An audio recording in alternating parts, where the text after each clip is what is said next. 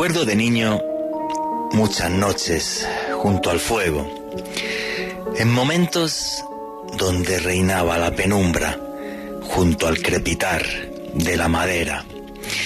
Eran esas noches en las que yo iba al campo, a la aldea de la que era mi familia. Y recuerdo aquellas noches perfectamente, como si fueran ahora mismo. Noches en las que retumbaba el eco de las palabras de mis padres o de mis tíos, que me acercaban hasta un mundo que parecía imposible, pero que para nosotros era real. En aquellas veladas, los más ancianos nos enseñaban a los más jóvenes el verdadero peligro de la oscuridad. Y allí, junto a la chimenea, nos contaban historias que pasaron de generación tras generación durante siglos. Y recuerdo que me hablaban de la Santa Compaña, de las ánimas en pena, almas perdidas en el limbo, a las que no se podía molestar. Y no me hablaban de todo esto como una simple leyenda. Me comentaban también cómo gentes de la aldea alguna vez las habían visto, que habían observado cómo los espantos eran una realidad. Eran noches no solo de terror, sino también de una mágica enseñanza. Una enseñanza que nos advierte del peligro de las sombras. Una sabiduría que venía a decirnos cómo la familia es lo más importante, porque la luz que hay en el amor entre hermanos es capaz de vencer a la más oscura de las tinieblas. Yo siempre he pensado que los espantos son reales, y décadas más tarde, cuando era periodista, he tenido la suerte de entrevistar a personas que me han afirmado haberlos visto, sin que por esto se hayan llevado ni un peso, y además a riesgo de que haya prefiero no decir lo que opino, muchas personas que encima de todo les hagan burla. Les voy a decir lo que opino de todo esto de los espantos. La verdad, yo creo que este mundo no es más que un escenario, un gran teatro en el que luces y sombras pelean entre ellas desde la eternidad. Hoy, en este absurdo siglo XXI que estamos viviendo, muchos piensan que esas historias no son más que una superstición, que detrás de esto no se esconde ninguna inquietante realidad. A todos aquellos que opinan así, pues me parece genial, y son libres de creer también en lo que quieran. Yo de lo que estoy convencido es que parte del poder que tienen esas sombras ancestrales es ese: hacernos creer que no existen. Porque si nadie las persigue de una forma más sencilla, ellas pueden actuar y atormentarnos. Muchos pensarán que por esto que digo estoy loco o soy un supersticioso, y con sinceridad no me importa en absoluto esas opiniones sobre mi persona, porque yo sobre todo, ¿saben lo que creo? Le creo a mis padres y le creo a mi familia. Mi familia, por desgracia, que no está aquí, hoy día me ve en el más allá desde las estrellas. Y algunas madrugadas, cuando siento que las sombras están cerca, yo les rezo a ellos. Pues, aunque han muerto, estoy convencido de que jamás me abandonarán. Y además estoy convencido de que su luz es mucho más fuerte que las sombras. El amor de la familia, un amor que jamás nos abandonará. Así pues, caminen por la vida como les plazca, como gusten, como quieran. Pero eso sí, alguna madrugada cuando se sientan solos y de repente perciban a su lado un frío inexplicable, tengan cuidado. Recuerden que las sombras jamás se irán. Buenas noches, noctámbulos. Mi nombre es Juan Jesús Vallejo. Lo que queréis seguirme en redes sociales, mi Twitter es @JuanGVallejo, Juan J.E. Vallejo. En Instagram y en Facebook me pueden encontrar como Juan Jesús Vallejo.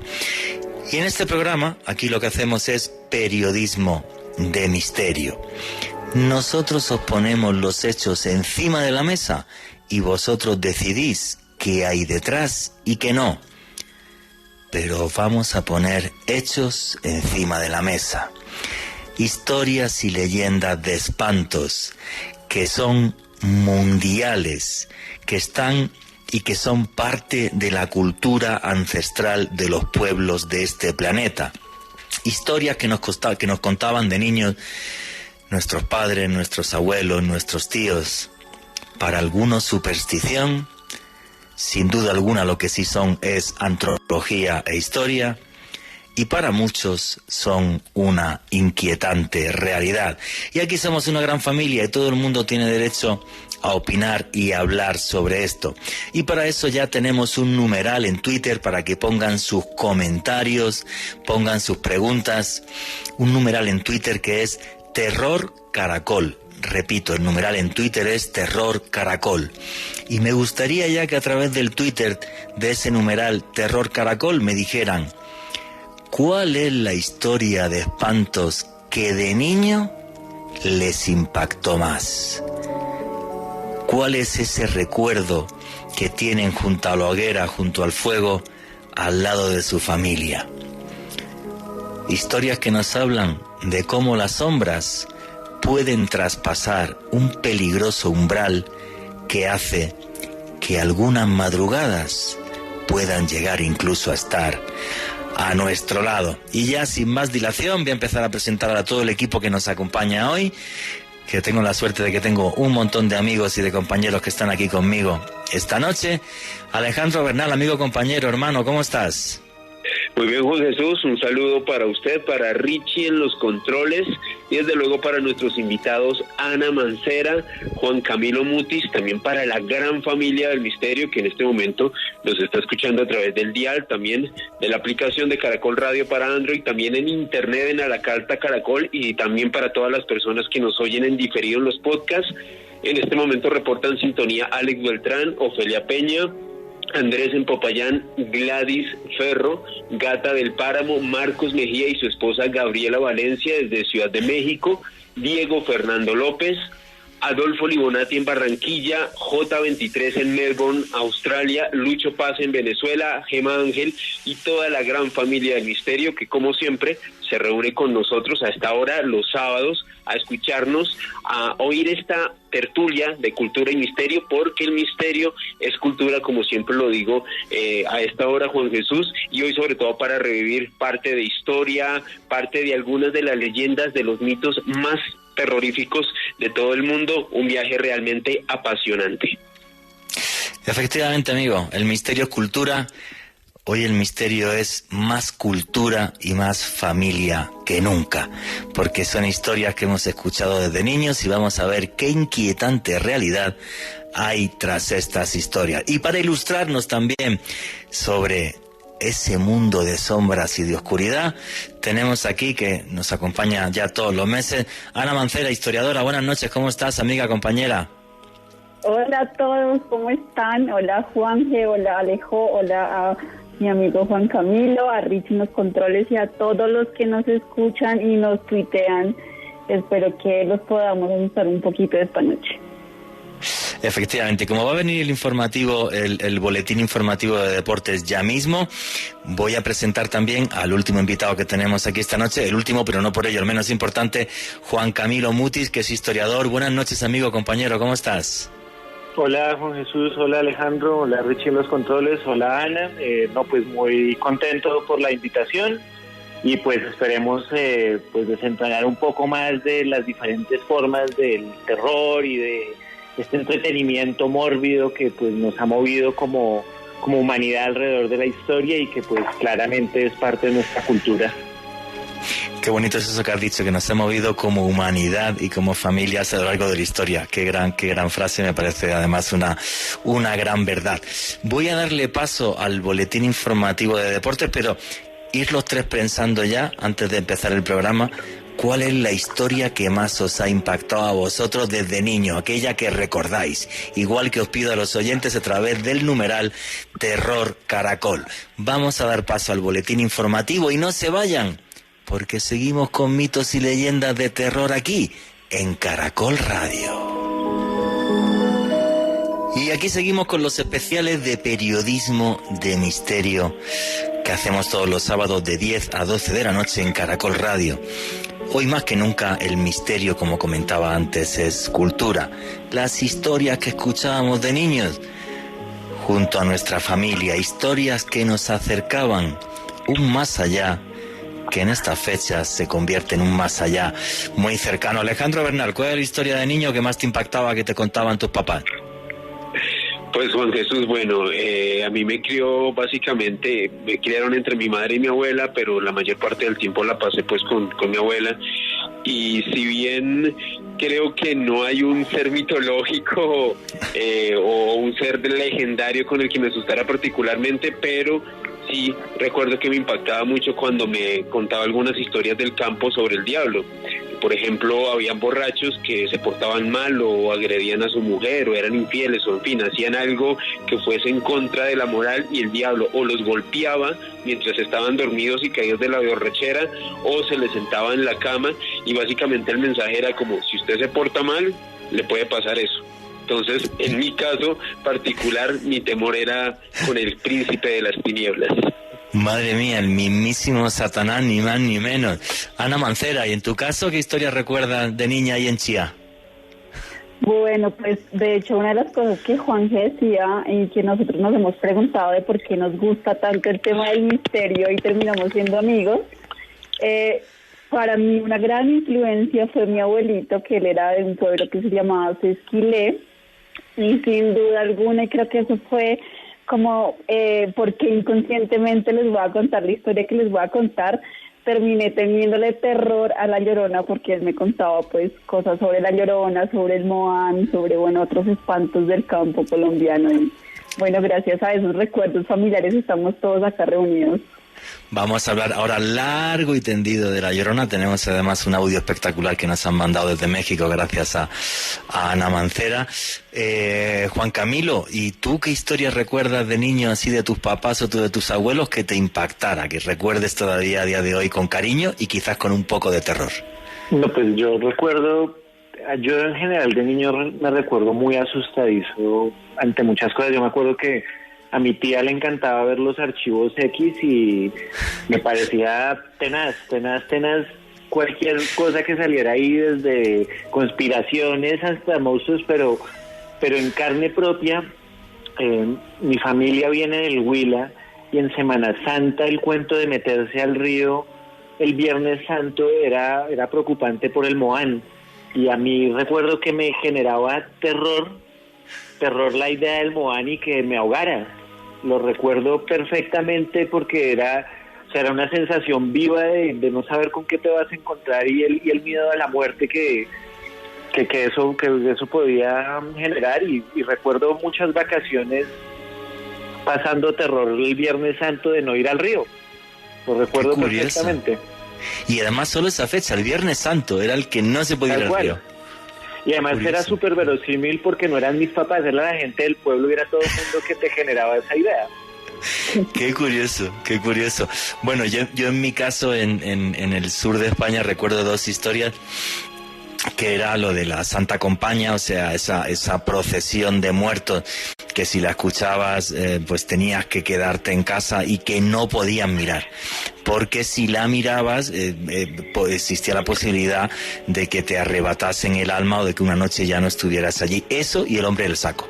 El tema del hombre del saco, ten cuidado con el hombre del saco que va a llegar y te va a llevar. Y, o sea, ten cuidado con ese tipo de sombras. Y lo recuerdo esas historias como si fuera ahora mismo, y sí, claro que me provocaba terror. Me daba más miedo, no sé por qué, la de las ánimas, porque la de las ánimas sí lo decían como con mucho, es que fulanita vio las ánimas y entonces pues la vida se le destrozó y acabó fatal. Pues eso de las ánimas me daba un miedo que era una cosa terrible, y si estaba en la cama y escuchaba algún ruido raro por la noche, ni se me ocurría sacar la cabeza por el balcón, vamos, que ni se me ocurría, lo recuerdo perfectamente. Pero bueno, vamos a meternos ya en materia. Repito, vuestros comentarios y preguntas a través del numeral Terror Caracol.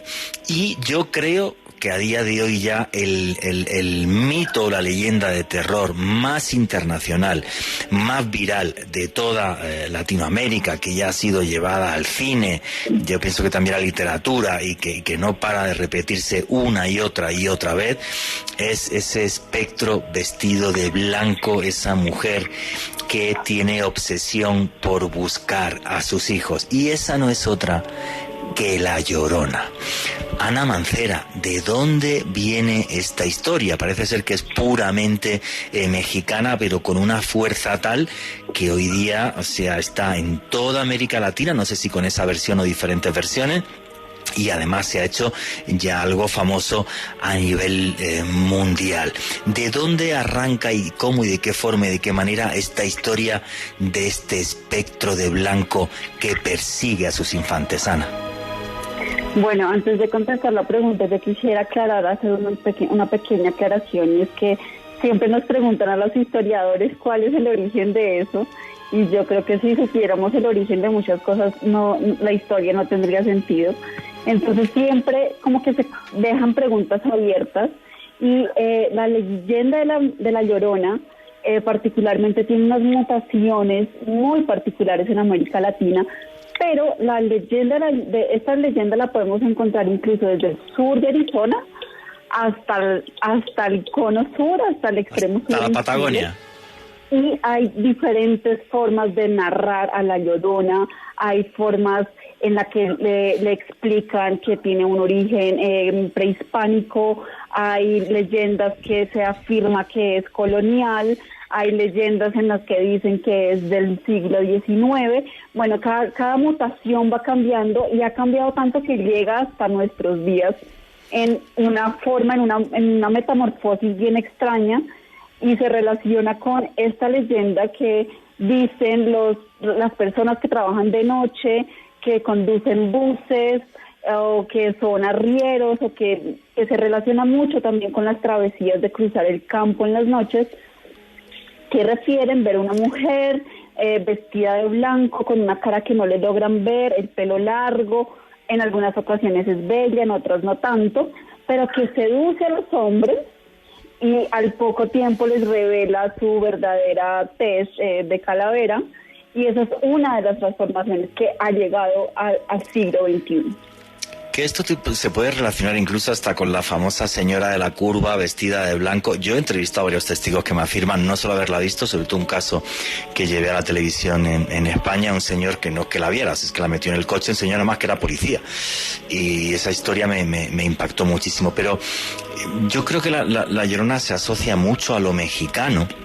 Y sí hay un dato aquí muy inquietante, y son textos de dos frailes, en concreto de Fray Diego Durán y luego también de Fray Bernardo de Sahagún, que nos hablan de cómo justo antes de la llegada de Cortés a la ciudad imperial de Tenochtitlan, el actual México DF, la capital del Imperio Azteca, diferentes indígenas comentaron haber visto a una mujer salir del lago Texcoco buscando a sus hijos, y esto los indígenas lo tomaron como un aviso de: oye, pues a lo mejor nos vamos a tener que ir porque lo que viene va a ser muy feo. Entonces es curioso que sí existan estos textos reales, repito, de Fray Diego Durán y de Fray Bernardo de Sahagún, que muchos dan estos textos de estos dos cronistas españoles como el origen real de La Llorona, o sea, esa llegada de los españoles, ese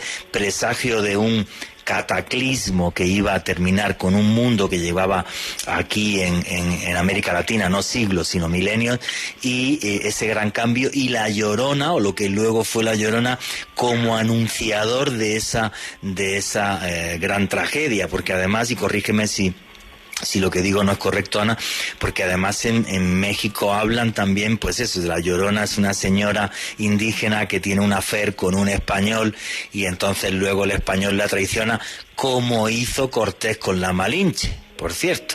Entonces, ¿qué hay detrás de toda esta historia, Ana Mancera? Y cuando queráis, Juan Camilo y Alejandro también podéis intervenir. Ana.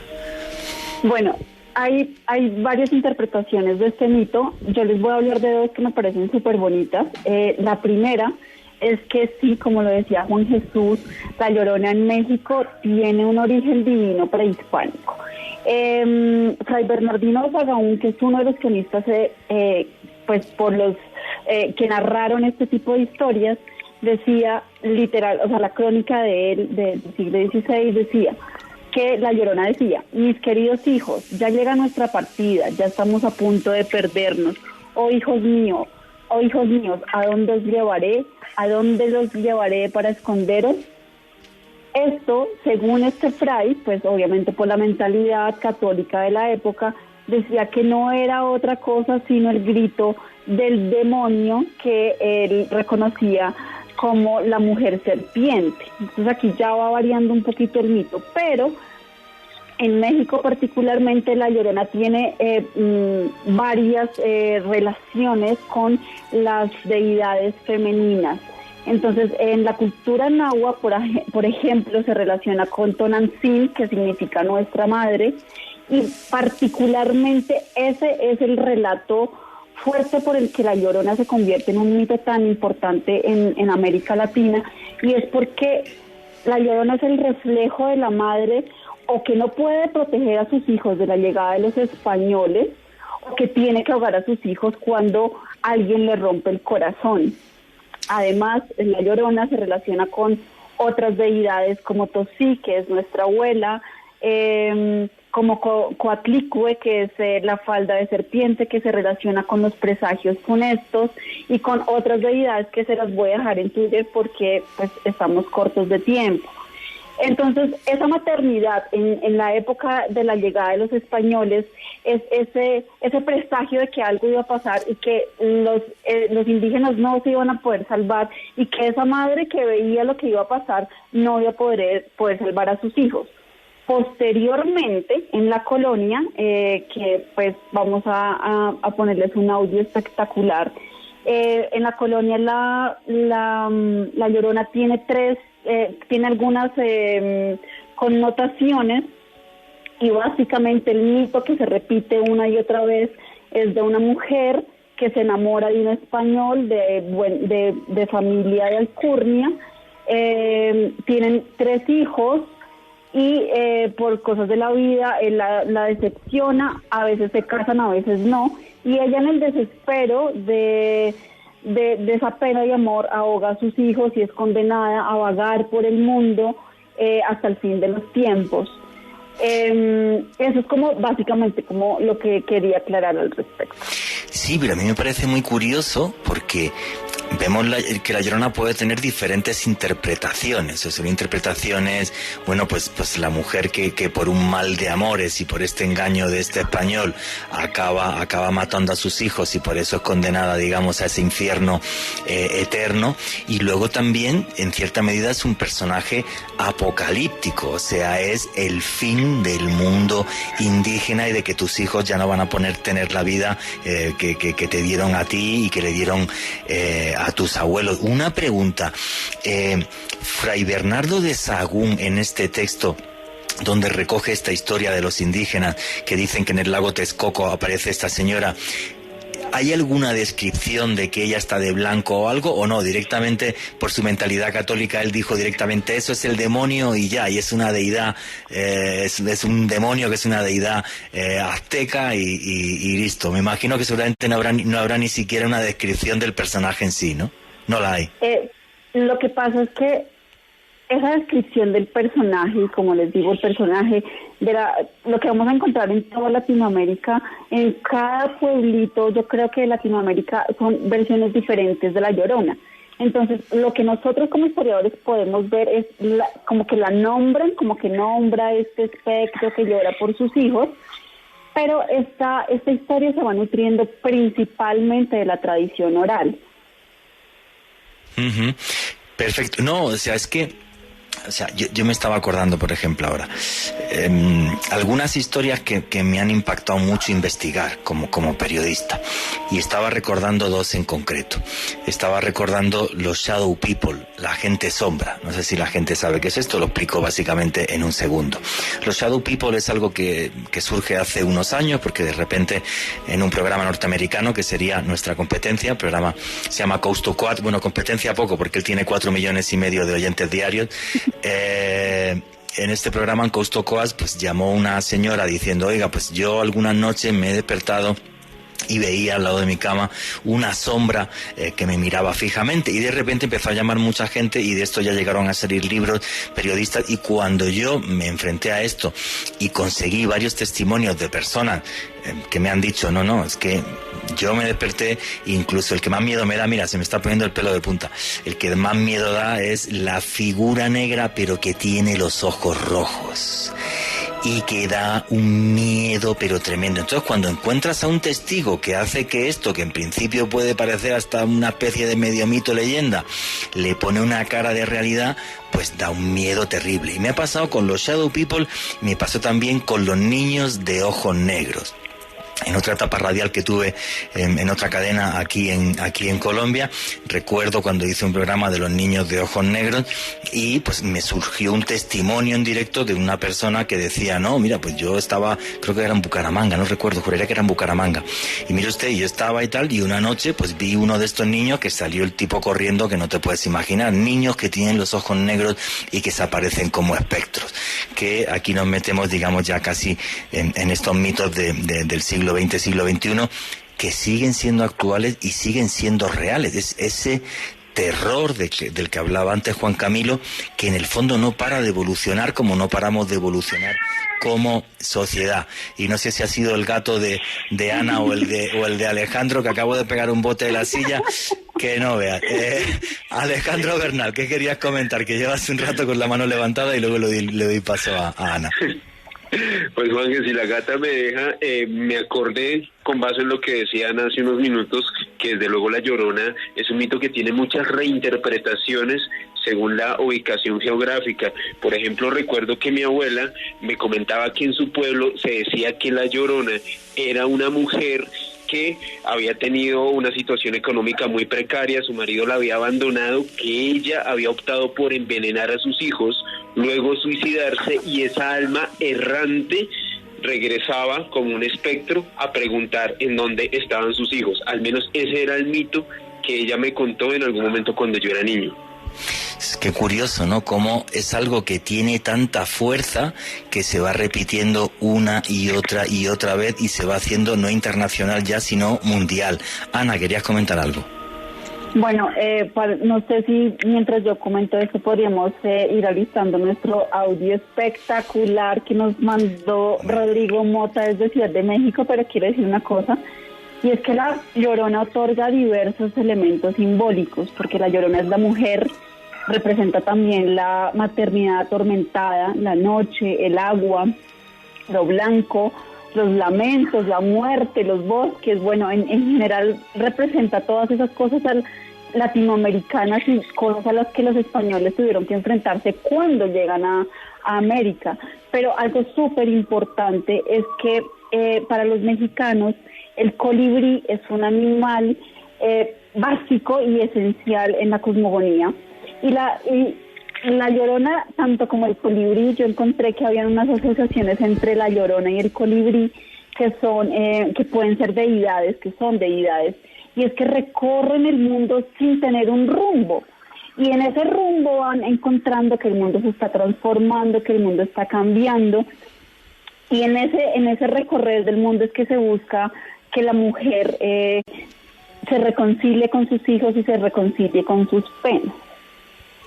Sí, y para mí la Llorona también encarna una cosa que es el mayor infierno del mundo, que es bueno, primero es una mujer tremendamente engañada, ¿no?, por este español que abusa de ella y de su inocencia y demás. Pero luego lo que no le perdonan las sombras es que traicione a sus hijos, que traicione a la familia, que es algo total y absolutamente imperdonable. Repito, para mí sigue siendo tremendamente inquietante la historia de la Llorona, que Fray Bernardo Sahagún, que cronistas hicieran cuenta de ella en sus textos antes de la conquista de Tenochtitlan. Eso me parece tremendamente curioso. Quiero saber vuestra opinión a través del numeral Terror Caracol, que vamos a leer vuestras preguntas y opiniones en cuanto pase el informativo dentro de unos 5 minutitos. Y quiero que me digáis qué opináis cuando escucháis este audio. Richie, ¿me puedes poner el audio 1, por favor?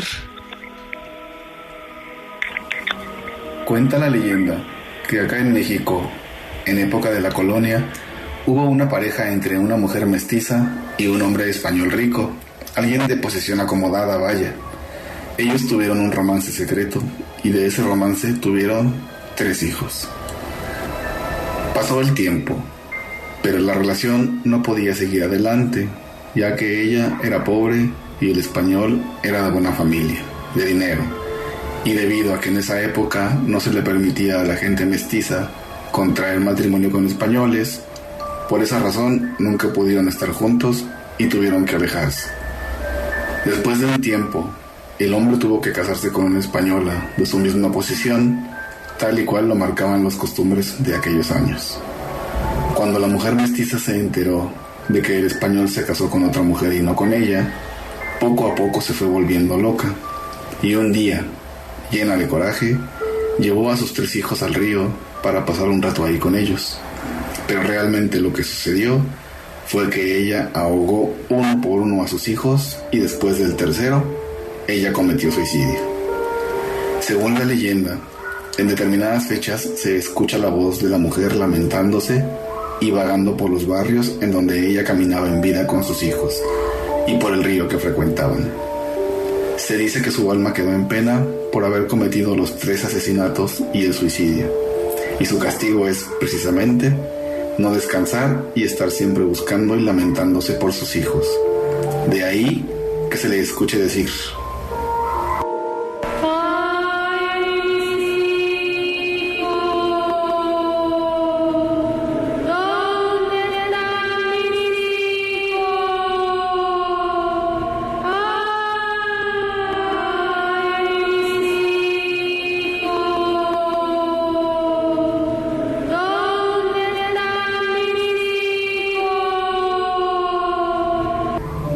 Los que la han escuchado dicen que es aterrador y que transmite su tristeza mientras ella deambula por las calles. Dios santo, qué miedo me dio este audio. Con sinceridad, me aterró. Y también escuchando la voz de este amigo tuyo mexicano, que muchísimas gracias por habernos enviado este audio, pienso que también la Llorona encarna algo que a lo mejor alguna vez en la vida tenemos que enfrentar, y es esa locura de amor. una locura de amor que nos puede llegar a hacer barbaridades e incluso pues traicionar a nuestros hijos, ¿no? Que me parece algo absolutamente tremendo. No sé quién quería intervenir porque me parece que habéis levantado la mano. Juan Camilo. Sí, no, pues a mí hay algo que me parece súper curioso a la hora de entender como todos estos cuentos de terror, que es como los lugares comunes que se empiezan a construir. Entonces, por ejemplo, esto de lo blanco, de los ojos negros, porque por ejemplo, ahorita que Ana venía hablando de la Llorona, yo recordaba pues, por ejemplo, el cuento de Kuchisake Onna, que pues es una leyenda mucho más contemporánea del Japón, pero que pues también recorre como estos lugares de la mujer violentada que regresa como para aterrar a los hombres. Entonces es esta mujer que es desfigurada por su esposo. Las versiones más contemporáneas también dicen no fue su esposo, fue un cirujano plástico, pero pues todas recorren como esos lugares donde también nos da como miedo ciertos aspectos de la feminidad, que pues es algo que además recorre mucho este terror que además se reinterpreta desde esa época. Y los simbolismos, el blanco, los ojos negros, 3 hijos. Y por qué no 1 ni 2, sino que son 3, ¿no? Como 3 planos tiene el mundo en que vivimos, el mundo de los muertos, el mundo en que vivimos y el mundo de los dioses, según todas las mitologías, o una buena parte de las mitologías latinoamericanas.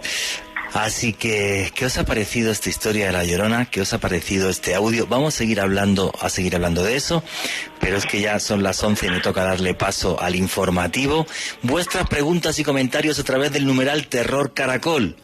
Un espectro de blanco que persigue eternamente a los hijos que asesinó.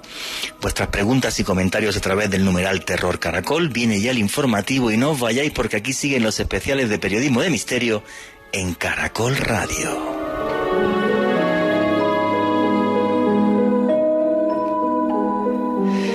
Y aquí continuamos con los especiales de periodismo de misterio en Caracol Radio, hablando de uno de los mitos más aterradores a nivel mundial, que tiene su origen en México, esta mujer atormentada a la eternidad por haber asesinado a sus hijos, La Llorona. Y fijaros que es curioso porque en el grupo de WhatsApp que tengo, pues me estaba escribiendo, nuestros amigos mexicanos, estaba escribiendo Marcos Mejía, estaba escribiendo una frase que me parece divina. Me decía Juan Jesús: La Llorona no grita así. El verdadero lamento te hace estremecer. Jamás menciona a los hijos. Es un lamento seco, terrible, tristísimo. Y me envió una grabación que no sé si vamos a poder poner este sonido. Voy a intentarlo ahora, a ver si se lo mando a Richie y hay forma de ponerlo. Pero bueno, quiero daros las gracias a todos. Somos quintos del país en Trending Topic. ¿Y qué es lo que preguntan y comentan los noctámbulos a través del numeral Terror Caracol? Alejandro Bernal.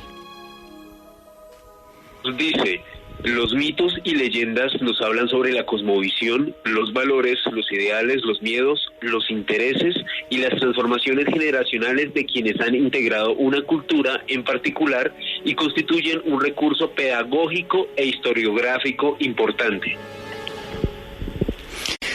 Estaba escribiendo por WhatsApp precisamente a Richie a ver si puedo poner el grito de La Llorona, así que ¿me puede repetir la pregunta o alguno de vosotros la responde? ¿Es una pregunta o un comentario? Ana la responde, venga, dale Ana.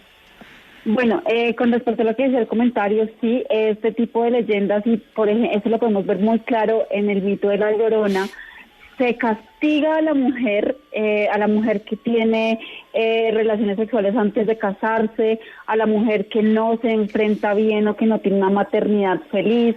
Es una moraleja, es como, no sé si ustedes se acuerdan, este programa de 1000 formas de morir, que a la larga son formas en las que se relatan cómo llega la muerte, pero a través de formas inmorales. Entonces La Llorona es eso, es una forma en la que se vuelve inmoral a una figura que bien puede ser una deidad.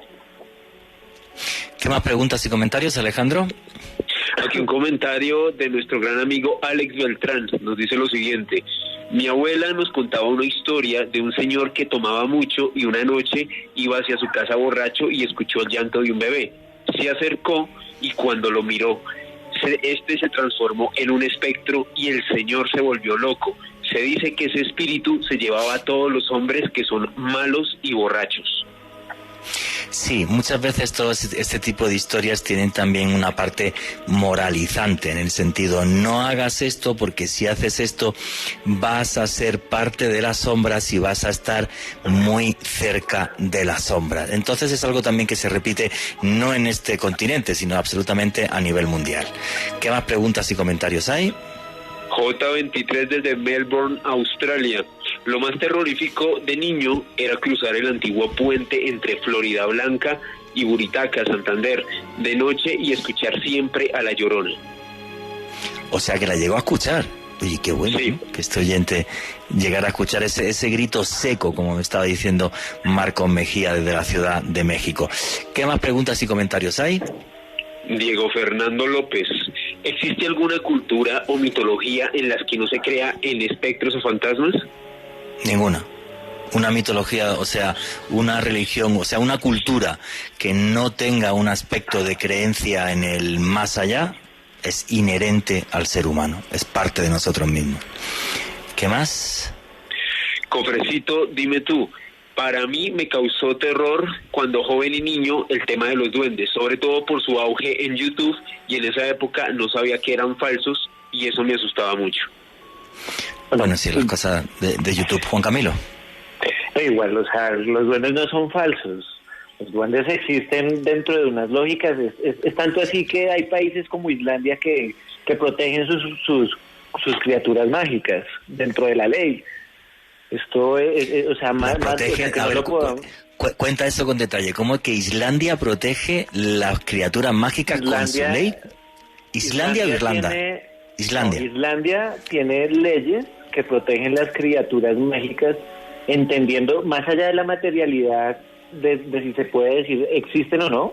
Hay leyes que protegen, por ejemplo, ciertas formas naturales donde dicen esto es una cueva de un ser mágico, por acá no puede ir una carretera, por acá no puede ir una construcción. Sí existen. Sí, porque son parte de la cultura ancestral islandesa, muy ligada, por cierto, a la cultura vikinga, y además el parlamento más antiguo del mundo, del siglo X. Entonces, no, pues me parece maravilloso, o sea, porque, claro, pues la cultura hay que protegerla. Entonces, si un duende vive en una cueva o vive en una roca, pues esa roca no se puede tocar. A mí me parece maravilloso. ¿Qué opináis a través del numeral Terror Caracol? Alejandro Bernal, ¿qué preguntas y comentarios quedan por ahí? Tema Ángel. Cada leyenda es fascinante, propias de cada región específica en donde se cuenta, por lo que se transmite y transforma según los códigos culturales de la misma. Sí, efectivamente, o sea, ya os digo, o sea, o sea, las leyendas son parte inherente de nuestra cultura, ¿no? Y además eso que comentaba al principio en la introducción, o sea, el hecho de nos sentamos la familia al lado de la luz, que es este fuego protector, y tener cuidado que las sombras están allá afuera. ¿Qué más preguntas y comentarios hay? Aquí un comentario de nuestra gran amiga Gata del Páramo nos dice lo siguiente: el perro negro de ojos rojos que rondaba los campos cuando todavía no había energía eléctrica. Igual a veces teníamos que caminar sin luz de vela o linterna. Cada sombra o sonido nos producía miedo. Ese perro es el Cadejo, sí, efectivamente. También una leyenda muy latinoamericana. Una preguntita más, que ya me está diciendo Richie, además, que sí podemos poner ese audio que me ha enviado Marcos Mejía desde México DF. ¿Alguna pregunta, algún comentario más, Alejandro? Sí, Sandra Velosa. ¿Existen registros de estos espantos en las ciudades? ¿Registros en qué sentido? Lo que sí existen es crónicas como las que yo comentaba, aunque Ana Mancera está ahí que me levanta la mano. Responde usted, señorita. Sí, precisamente, por ejemplo, en ciudades como Bogotá, podemos ver que aquí llegan personas de todos los rincones de Colombia, y precisamente es en Bogotá donde estas leyendas se transforman, y por eso es que en el centro de Bogotá hay una gran cantidad de leyendas que supuestamente también pasaban en la colonia y en el siglo XIX, pero son reinterpretaciones que llegan a la ciudad transformadas por muchas tradiciones orales de diferentes partes del país, y eso supongo pasa en todas las ciudades de Latinoamérica con el tema de La Llorona. Pero en Bogotá, por ejemplo, hay una curiosidad fascinante cuando hacíamos los paseos por la Candelaria junto con Alejandro Bernal, muchos paseos que hemos hecho yo creo que ya más de 1000 personas habrán ido con nosotros. Y la ciudad de Bogotá tiene una particularidad. Yo no sé de ninguna ciudad de Latinoamérica, y esto lo he hablado con otra gente, yo no sé a quién se le han abierto la puerta, pero me acabo de morir del susto. Hay una calle en la Candelaria donde hay un letrerito de piedra donde se habla del fantasma de la mula errante, y en concreto las crónicas lo que decían no es que vieran la mula, sino que la gente dice que veía como unas chispas por la noche, de igual que harían los cascos de la mula en las piedras del empedrado antiguo de la ciudad. O sea, esa placa que está ahí en la Candelaria me parece fascinante. Juan Camilo, ¿querías comentar algo? Sí, no, pues el tema de la mula errada, además es algo que siempre vuelve y se reinterpreta, y porque además es una historia para cuidar borrachos. Entonces pues, se supone que la mula errada cuando pasa se roba el alma de uno. Entonces es una forma de disuadir borrachos para que no salieran en la noche de las chicherías. Ay, qué curioso. La verdad que fue poco efectivo, porque yo me he cruzado con borrachos por la noche en Bogotá con unos cuantos, pero bueno, la intención al menos fue curiosa.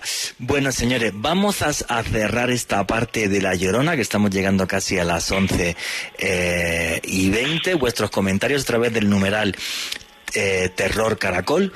Pero escuchar el audio que me acaba de enviar Marcos Mejía desde México DF, ¿cómo sería ese sonido real de La Llorona? Richie, ¿me lo puedes poner, por favor? Estamos aquí, son casi las 2 de la mañana. Salí porque se escuchó un grito.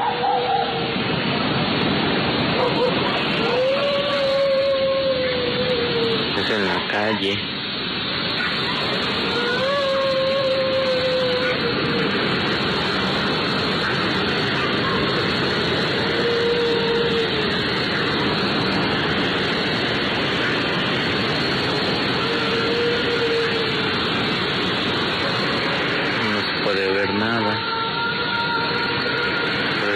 A escuchar.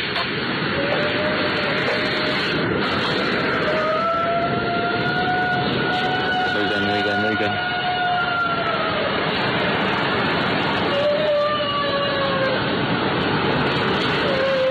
Yo estoy aquí en mi trabajo, como pueden ver.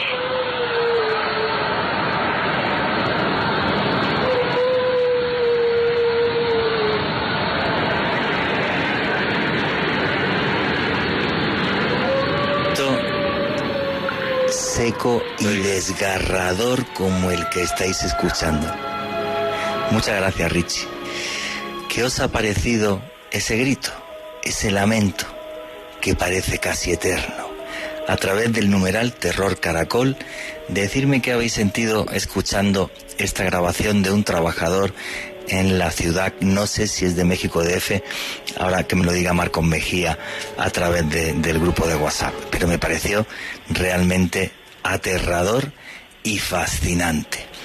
Ahora, dentro del terror que hay en las diferentes culturas del mundo, yo creo que el que más miedo da y el que se está haciendo cada vez más viral y más internacional es el terror japonés. Y yo no sé por qué es en Japón donde, fijaros, ¿no? Qué contradicción además, uno de los países más adelantados y modernos del mundo, juraría la tercera economía del mundo, del planeta. Sin embargo, es algo tan arraigado en su cultura y tan perpetuo y tan fijo en sus creencias que ya ha traspasado sus fronteras. Juan Camilo, ¿por qué el terror japonés es el más famoso a nivel mundial a día de hoy en el siglo XXI? Bueno, yo creo que eso tiene una respuesta muy clara, y es que el terror japonés se hizo para entretener. El terror japonés tiene algo que yo creo que eso es lo que además más me ha conectado y cautivado, que es que el terror japonés se genera en un momento muy específico de la historia de Japón, que es cuando acaban las guerras. Entonces, en el periodo Edo acaban unas masacres de casi 100 años, y entonces pues ya existe la posibilidad de entretenerse con el terror. O sea, lo que antes realmente era terrorífico, que era ir y morirse, pasa a un segundo plano, porque pues ya hay un periodo diferente y sobre ese periodo es posible construir una lógica del terror que ya no representa una cotidianidad del terror, que es vivir con la muerte al lado. Pero se pasa de ese vivir con la muerte al lado en la guerra a un terror sobrenatural. Exactamente. Muy terrorífico. Claro, se vuelve súper terrorífico porque esto es súper bonito y súper mágico, porque justamente representa unos cambios en las dinámicas de la sociedad japonesa. Entonces empieza, por ejemplo, la entrada de la imprenta. La historia de la imprenta en Japón per se es una historia hermosa, porque pues es la muestra de un cambio cultural, pero también un cambio económico y social frente a muchas cosas. Pero entonces acá empiezan los grabados. Entonces desde los grabados es una práctica que se vuelve popular, y qué más popular que representar fantasmas. Pero al mismo tiempo empieza el teatro del kabuki. El kabuki es un teatro supremamente popular que además bebe de las historias extremadamente violentas para entretener. Entonces acá encontramos muchos ejemplos de cómo desde este teatro se empieza a construir una lógica del terror para el entretenimiento. Entonces no es solo el terror, sino es, por ejemplo, los efectos especiales. Entonces en los efectos especiales también cómo construimos esta imagen del terror para entretener. Entonces hay historias que se vuelven parte de esta quinta esencia de lo que es el Japón, que además ya no solo se vuelven un entretenimiento, sino pues justamente empiezan a ensamblar una sociedad que además tiene unas lógicas muy bonitas, porque es un mundo que reconoce en los muertos unos principios que son importantes de salvaguardar, y que pues se vuelve supremamente terrorífica porque se vuelve muy refinada. Por ejemplo, en este periodo se construye un juego que además yo encuentro súper aterrador, que es el Yakumonogatari. El Yakumonogatari era una prueba de valor que además viene muy de la mano con los preceptos del samurái, que es como el cuento de las 100 velas. Entonces esto era gente que se reunía en la noche con 100 velas, y cada uno empieza a contar una historia de terror, y por cada historia de terror que se empieza a contar se apaga una vela. Y al final, cuando se apaga la última vela, se supone que se manifiesta un espíritu. Wow. Y pues claro, esto se vuelve, es también la puesta en escena, la performance, y sobre todo como la sugestión, no solo para la entretención, sino para mostrar el valor. Y hay una historia que es súper bonita, que es los 100 samuráis los samuráis que se reúnen en una cueva a contar 100 historias de terror. Y en la última historia empieza a emerger una mano peluda en la gruta. Y todos salen corriendo salvo uno, que saca su espada y corta. Y cuando corta la telaraña de una araña que estaba generando una sombra. Ajá. Entonces también eso me parece súper interesante, porque es justamente el sentido de entretención. O sea, es vincular el mundo espiritual, pero en tono muy, muy social. Y eso es supremamente interesante. Y luego también con un mensaje ahí, ¿no? El valor puede llegar a vencer a la oscuridad, el valor, la tenacidad y el alma de cada uno. Yo pienso que hay que decirle a la gente que para entender Japón también hay que entender su religión tradicional, que es el sintoísmo. Y el sintoísmo es una religión que, aparte de pensar que el emperador en sí es un dios viviente, pues tiene la particularidad de que tiene miles y miles y miles y miles de dioses, de figuras que que viven en una roca, en una montaña, en un árbol sagrado, pero que estas figuras pueden ser positivas, pero que también, además de dioses, puede haber demonios y puede haber figuras oscuras, y estas figuras oscuras son parte de su cultura y de su religión. Tú que has estado investigando, me comentabas que hay una figura que te atrae mucho, que es la de los yurei. ¿Qué son los yurei, Juan Camilo? Bueno, los yurei yo pienso que son hoy en día una parte muy esencial, sobre todo para entender el terror japonés, por ejemplo, de las películas. Entonces el yurei es el fantasma, pero no es el fantasma en un sentido muy occidental, como del espectro que se presenta de forma a veces aleatoria, o que se le da como cierta carga energética, sino es justamente el espectro que quedó debiendo algo o que se le quedó debiendo algo. Entonces, los yurei funcionan de muchas maneras. Hay 3 historias que además se vuelven supremamente populares, incluso hoy en día, que son el Oiwa, el Otsuyo y el Akiku, que son como, digamos, el arquetipo del yurei. Historias de yurei hay muchísimas, se vuelven muy populares en el periodo Edo con la introducción del kabuki. El kabuki es una forma, como ya lo veníamos hablando, es una forma de teatro japonés, una de las 2 más importantes. Pero entonces, este es un teatro súper popular que se vale de ciertos efectos especiales y empieza a retomar historias tanto de origen chino como de origen popular, que además se empiezan a conjugular con el cotidiano de la gente y por eso se vuelven tan espectrales.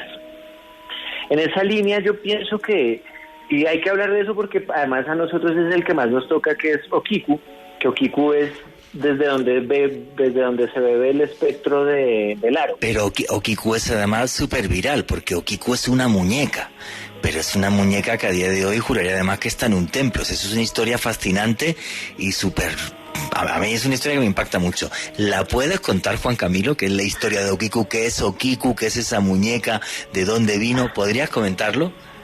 Sí, bueno, lo que pasa es que Okiku tiene varias vertientes.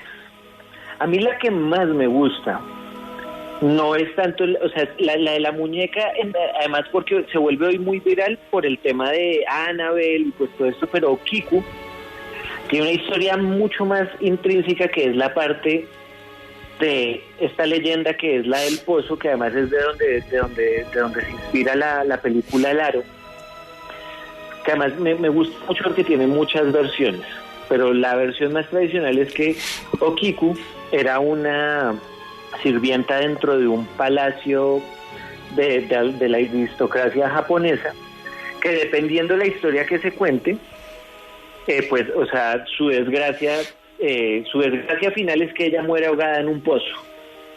Pero entonces, dependiendo de la historia, esta desgracia sucede por diferentes motivos. Entonces, la primera es que la esposa del señor de la casa le tiene celos, y ella está encargada de cuidar una porcelana muy fina. Esto siempre es además es un elemento constante en la tradición, que es que ella rompe un plato de estos 10 platos muy finos.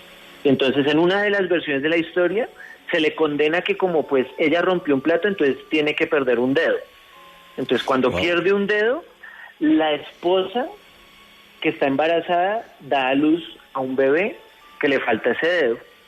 En otra es uno de los samuráis del señor feudal se enamora de ella, pero ante el rechazo constante, la culpa a ella de la rotura de uno de estos platos. El punto es que esta mujer entra siempre en un estado de desgracia que hace que ella siempre se quiera suicidar en un pozo, y siempre vuelve otra vez la historia de que el punto terrorífico es que siempre dentro de la noche se escucha el espectro de ella contando el número de platos.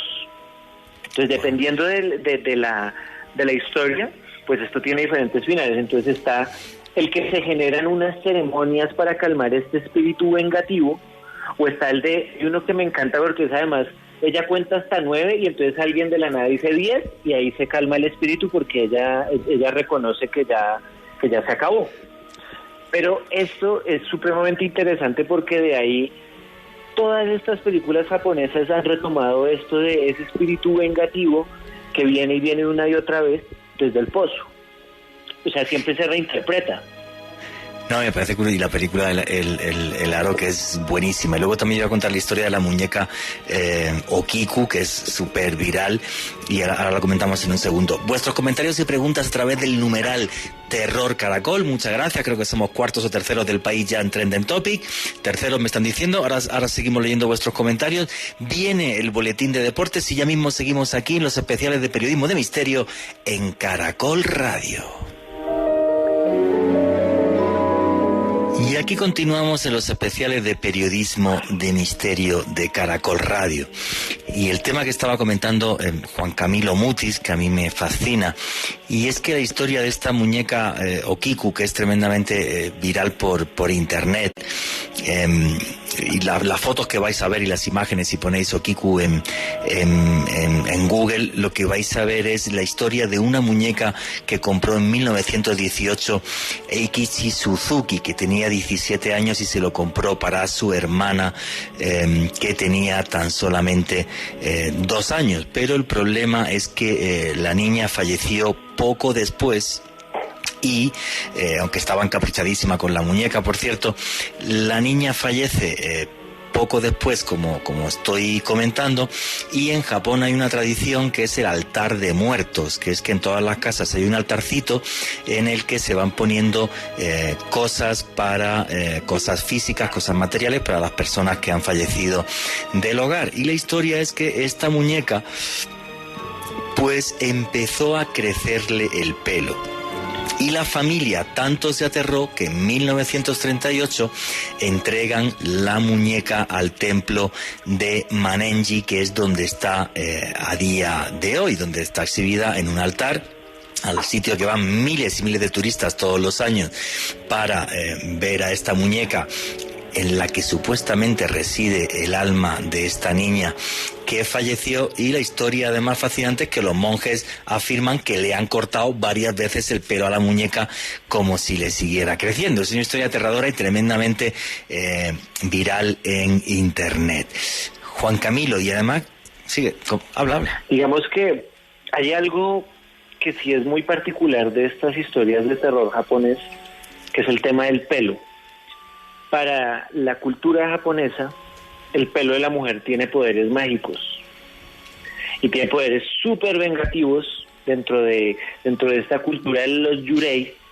Por eso, por ejemplo, incluso cuando vemos en estas representaciones tan contemporáneas como la de Sadako pues tiene el pelo en la cara, que además es supremamente perturbador, y es porque dentro de esta lógica el pelo juega un papel muy importante, porque el pelo crece y empieza a funcionar como un tentáculo. Es una herramienta, es un arma. El pelo de la mujer es un arma mágica. Qué curioso, me parece fascinante. Ya os digo, la historia de esta muñeca Okiku, que es tremendamente viral. Nos comentaba Juan Camilo que habías investigado un par de mitos más japoneses, Aiwa y Oitsu. ¿De qué van estos mitos? Comienza por cualquiera de los dos que te he dicho. ¿Cuáles estos mitos y por qué son los que más te han impactado?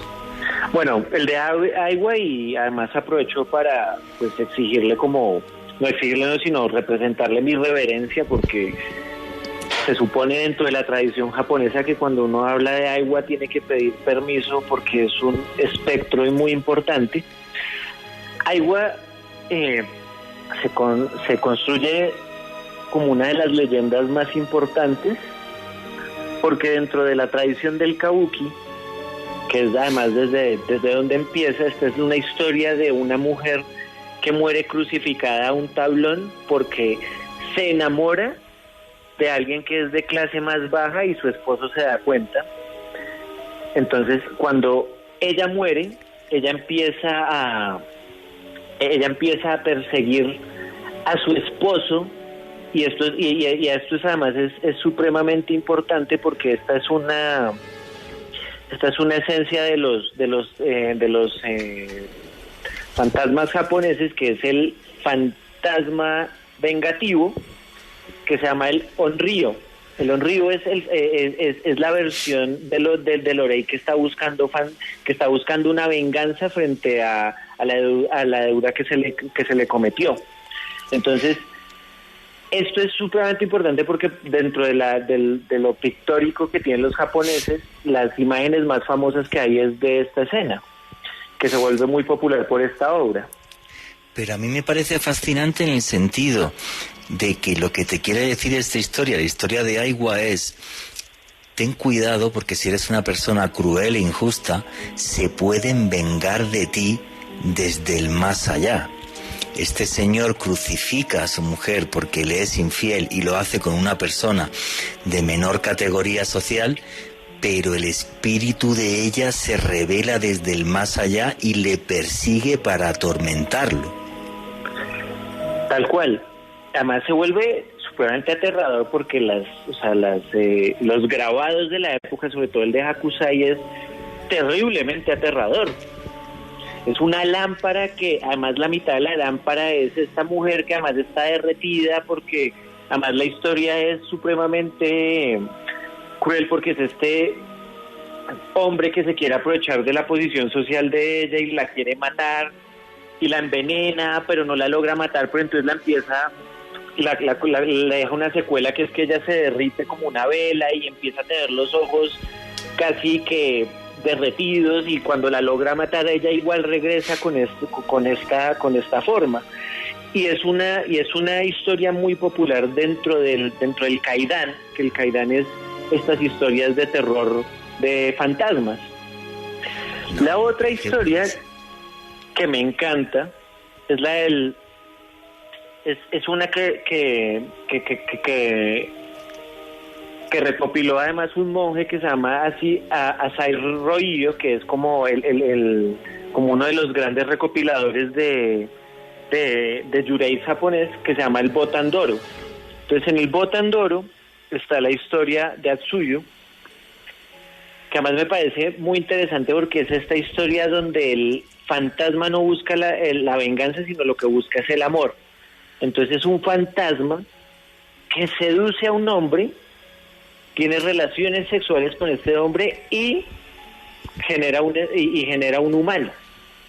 Entonces dentro de toda la historia que se reproduce de esto es siempre la historia del hombre viudo que no sabe que su esposa es un fantasma, reproduce con este fantasma, y cuando va a buscar a la familia de su esposa, pues todos le dicen que su esposa ya se murió, y entonces pues se genera ahí como ese punto de quiebre y como mórbido de, ¿cómo así que pues me reproducí con un fantasma? Y esto es muy interesante porque digamos que el mundo de las ánimas y el mundo de los vivos en Japón es difícil de mencionar dónde está. Cuando uno, por ejemplo, dice aquí en nuestro mundo cristiano occidental, si nosotros decimos dónde está el cielo, pues nosotros apuntamos arriba. Si nosotros decimos dónde está el infierno, apuntamos abajo. En Japón no es tan claro. Hay un punto donde se cruzan y eso es supremamente interesante. Eso me parece buenísimo. De todas formas, fíjate, este tipo de leyendas y de mitos y demás, y yo que llevo ya investigando pues unos cuantos años este tipo de cosas, me han recordado, yo no conocía la historia que acabas de contar, la de Otsu, me parece maravilloso. O sea, un señor que llega a fornicar con el fantasma de su mujer porque no sabe que ha muerto, como si estuviera tan apegado a la vida que se niega a la muerte y acaba cometiendo algo que le acaba perturbando. Pero hay dos casos documentados, sobre todo uno de ellos muy muy bien documentado, en el que algo del más allá es capaz de abusar de un ser humano. Y hay dos casos documentados. Uno es el de Clara Villanueva en Filipinas, que llegó a estar en un hospital por esta historia, y los médicos decían que la veían convulsionarse y hacer unas cosas muy muy muy extrañas. Clara Villanueva decía que se le aparecía un fantasma que llevaba como una especie de capa negra que llegaba a violarla. Pero el caso que sí se hizo muy popular y que llegó a ser película, una película que se llamó El Ente, es la historia de Carla Morán. La historia de Carla Morán, que es una señora que vivía en California y que empezó a tener toda una serie de pesadillas aterradoras en la que ella decía que era abusada sexualmente y que la Universidad de California la llevan hasta un departamento en concreto de problemas con el sueño y de perturbaciones del sueño, un grupo de psicólogos. Y una noche, ante su estupor, cuando está en la universidad, pues empieza a convulsionar de una forma terrible. A esta mujer, cuando acaban estas convulsiones, van unos médicos y la analizan y tenía un desgarro vaginal como si hubiera tenido una violación real. El tema es, ¿esto es algo psicosomático y ella fue capaz de producírselo de una forma inconsciente, o estos ataques a Carla Morán, que repito, podéis ver la película del Ente, llegaron a ser reales? Ella tuvo tanto pánico que abandonó su casa y se fue a vivir a otra parte de Estados Unidos. Pero esta historia es una historia muy impactante porque, repito, este hecho se dio dentro de una universidad, en concreto dentro de un departamento de anomalías del sueño. Y es algo pues aterrador, pero a la vez que es total y absolutamente real. Repito, se llegó a hacer hasta una película de esta historia porque los psicólogos nunca pudieron explicar que eso fue lo que sucedió aquella noche. Unas sombras que están ahí y que de repente parece que pueden cruzar ese umbral. Y un umbral que en nuestra cultura parece que está claro, la luz arriba y las sombras abajo, pero fijaros lo que decía Juan Camilo. Hay sitios como Japón donde no está claro dónde pueden aparecer las sombras y dónde está la luz. Las leyendas tienen siempre una parte real inquietante, o una realidad que se puede asociar a esos hechos y que nos hace pensar que las sombras realmente son reales. Uno de los mitos de América Latina que también se ha repetido sin parar en infinidad de películas, series, y que se ha hecho conocido a nivel mundial, es la historia del famoso chupacabras, un ente que aparece y es capaz de atacar al ganado, de chupar su sangre. Yo he investigado algunos casos aquí en Colombia, pero que tiene una parte ancestral, y es que las cosas no suceden de repente un día, vienen de mucho más atrás. Y ese chupacabras, que algunos le han asociado a ovnis y otras cosas y tal, y que ha aparecido en prensa infinidad de veces, y sus ataques, aquí en Colombia se nos habla de eso hace siglos. Alejandro Bernal, ¿qué es el bracamonte? Pues Juan Jesús, en efecto, es lo que podríamos relacionar dentro de la tradición colombiana, dentro de los mitos de nuestro país, como la versión colombiana del chupacabras, el bracamonte, una de las primeras referencias históricas para referirnos a esta criatura. Nos lleva hasta al autor Tomás Carrasquilla, uno de los grandes escritores de nuestro país, y más específicamente un libro que este señor publicó en el año 1928 titulado La Marquesa de Yolombó. Resulta que en este libro Carrasquilla hizo pues como un compilado de alguna clase de series de leyendas, de tradición oral de nuestro país, y en él consignó lo siguiente, lo voy a leer textualmente: aquí el más funesto y espantoso de estos enemigos, el bracamonte, incógnito y misterioso, ningún ojo humano le ha visto, porque nunca sale de sus espesuras, más desde ellas hace sus estragos, sus bramidos y baladros son tan pavorosos que oyéndolos se echan a temblar los ganados y perecen entre horribles convulsiones. Según Carrasquilla y otras personas que investigaban esta mítica y espantosa criatura, la única forma de protegerse contra el bracamonte era clavar una estaca con la calavera de una vaca, ya que, de acuerdo a la tradición colombiana, el bracamonte le tenía terror auténtico a los cráneos. Qué cosa tan curiosa. Y fijaros con una historia que es la del chupacabra, que surge en los años 90 en Puerto Rico y desde ahí empieza a replicarse por todo el continente, pues viene de mucho más atrás, y las crónicas lo describen de una forma similar: algo que ataca al ganado, que le chupa la sangre, que acaba con él. Y la historia real del chupacabras, Alejandro Bernal, que arranca en Puerto Rico, ¿cómo es esa historia real del chupacabras y por qué se hizo famoso a nivel mundial? Pues Juan Jesús, tenemos que devolvernos en el tiempo y llegar a marzo de 1995. Resulta que en Puerto Rico, en gran parte de la zona rural de esta isla, comenzaron a reportarse casos de ovejas domésticas que eran encontradas muertas con heridas de punzadas en el pecho, en donde aparentemente se les había sido succionada toda la sangre, pero no había ningún rastro de sangre, ni en el terreno, ni de el uso de alguna herramienta para realizar este tipo de extracciones de una manera muy precisa, casi que quirúrgica. Algunos meses después, en este mismo año 1995, una testigo que se conoce al día de hoy como Madeline Tolentino, pues esta señora declaró haber visto pues directamente a una criatura muy extraña. Aparentemente, de acuerdo a la descripción de esta señora, era un ser que se parecía a un reptil de más o menos 1 metro de altura, con una piel verdosa, con escamas, que saltaba o quedaba algunos pasos muy ligeros y que aparentemente, según lo que esta señora observó, este era el chupacabras, esa criatura que estaba asesinando ovejas y reses en Puerto Rico en 1995. Lo más curioso de esto, Juan Jesús, es que meses después comenzaron a reportarse casos también de vacas y de reses que también eran encontradas muertas en extrañas circunstancias. Estos reportes surgieron de países como República Dominicana, Argentina, Bolivia, Chile, nuestro país Colombia, Brasil, Estados Unidos y México.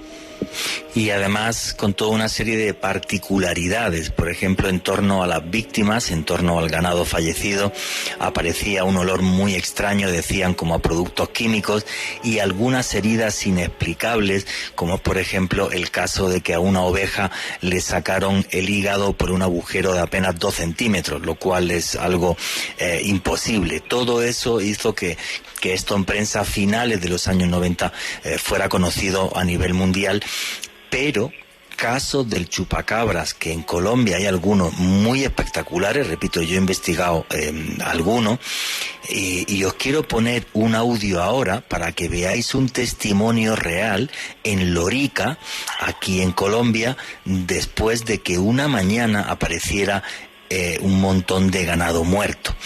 Y fijaros lo que dice el testigo de esta historia. Richie, ponme el audio número 2, por favor.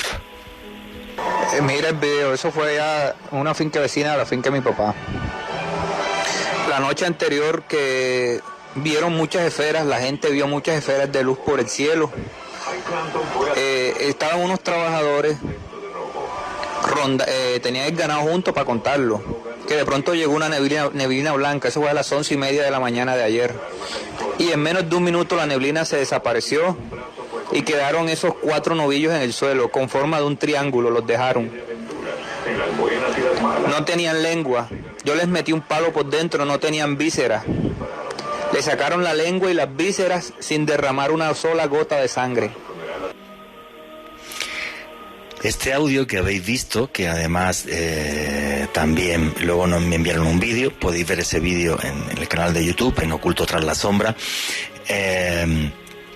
a mí realmente me impactó, ¿no? El hecho de que la gente viera esferas de luz, esta neblina extraña, y a la mañana siguiente las vacas con esas heridas, que yo le pregunté además a un buen amigo veterinario y me dijo, eso en pocas horas es imposible.